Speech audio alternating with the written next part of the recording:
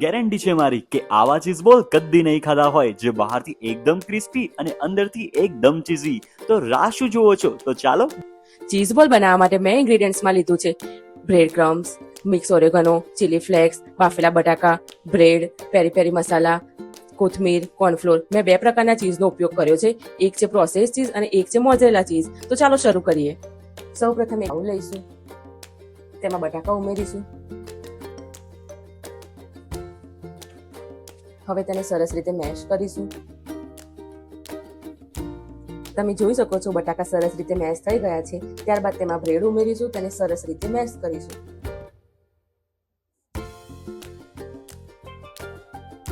તમે જોઈ શકો છો બ્રેડ અને બટાકામાં બાઇન્ડિંગ આવી ગયું છે. હવે બાકીના મસાલા એડ કરીશું.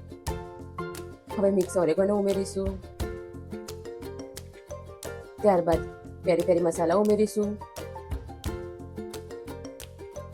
હવે ચીલી ફ્લેક્સ ઉમેરીશું. ત્યારબાદ કોર્નફ્લોર એડ કરીશું. હવે કોથમીર ઉમેરીશું. ત્યારબાદ ચીઝ ઉમેરીશું.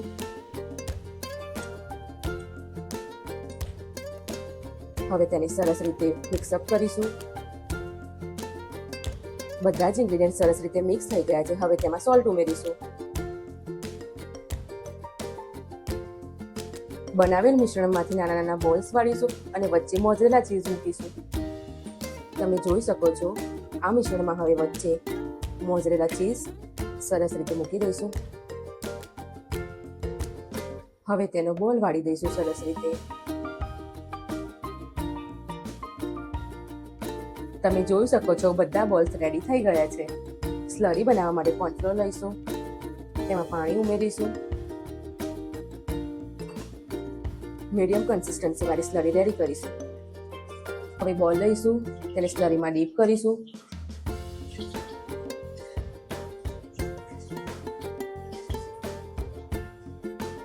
હવે તેને બ્રેડ ક્રમ્સમાં ઉમેરી તેને સરસ રીતે કોટ કરી દઈશું. હવે તેને સરસ રીતે તળી લઈશું.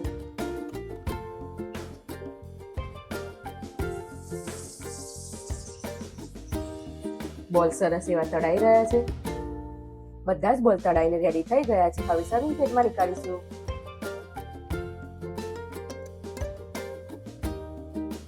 હવે પેરી પેરી મસાલો સ્પ્રિંકલ કરીશું. તો તૈયાર છે ક્રન્ચી અને ટેસ્ટી ચીઝ બોલ.